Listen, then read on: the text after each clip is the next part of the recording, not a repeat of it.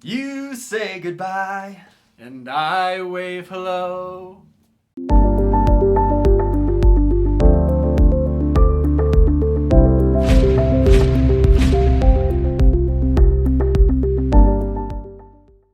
Well, folks, you may have caught the inaccurate lyrics in that Beatles classic, Goodbye, Hello. Or is it Hello, Goodbye? I don't know which one it is, but it's on purpose because today's topic is about waiving hello. And we're talking about waiving things like a home inspection contingency, an appraisal contingency, a contingency on a home sale, anything you can think of, because in this market, buyers have to waive as much as they can, oftentimes, if they want to say hello to a home. Yep, we're beating a dead horse here talking about low inventory, but boy is it competitive for buyers out there. And so it is important to position yourself as strongly as possible.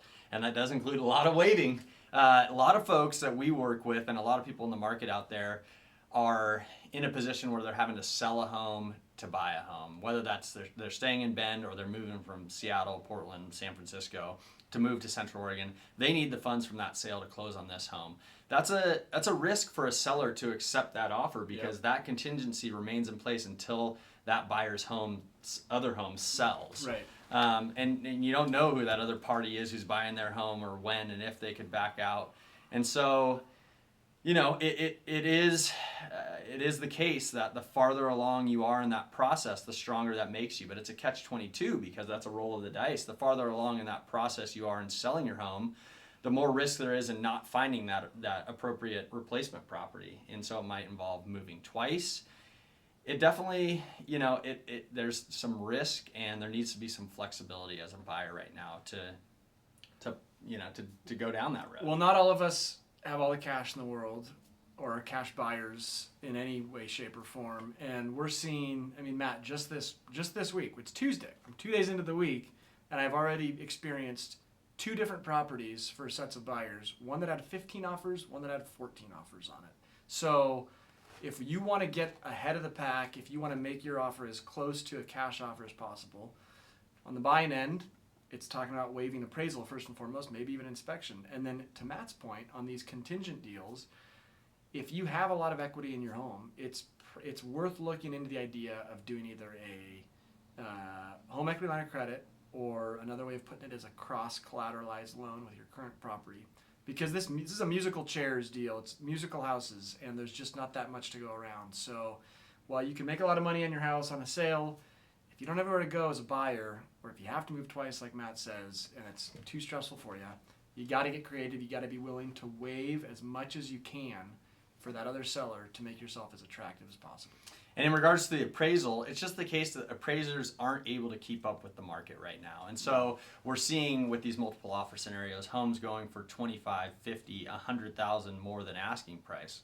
Well, sellers are smart and their agents are educating them that it doesn't matter if you offer 500,000 over asking price if you're financed, because everything, that loan is based on an appraisal. So what you want to say is make a reasonable offer above asking price. Obviously consult with your agent for what they feel is competitive and not overpaying for a property. Although in some cases right now you do have to overpay a little bit. And then knowing that that gap between the appraised value and what your agreed upon purchase price is may have to be covered by some additional cash. So as a buyer, it is better to not just save for that 20%, 10%, whatever loan program you're going for, but to have extra reserves to be able to make up that difference. That's just where you need to be as a buyer. That's a really good point. And actually, what I think of when you say that, Matt, is so many people do want to save for that 20% to avoid the mortgage insurance, and that's a very noble deal. I mean, we've championed that same idea here for years. However, if you're in that position where you do have 20% saved, again, it's about making sacrifices if you want to get into this market. So maybe you actually think about putting 10 or 15% down and using that additional funds that you've saved as a buffer to cover those costs if you do the waive that appraisal. It's just an idea. Again, as coming out of my mouth, it's uncomfortable for me to say, but the reality is that's what it takes for so many buyers right now to just even win a home here in Central Oregon.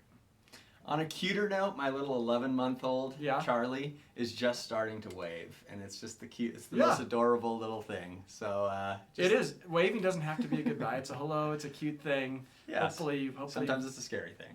Well, is she on the move? She's on the move too. She is definitely on the move. 11 months. So any of you guys that are on the move out there, That's thinking right. about making a move, reach out to us, buysellbend.com, or comment on this video down below. We hope you enjoyed it. Enjoy this rainy Tuesday. Looks like the forecast after this is a pretty beautiful stretch. So get out there, enjoy our beautiful surroundings, and we'll see you next week. See ya. Hey, thanks so much for watching today's video.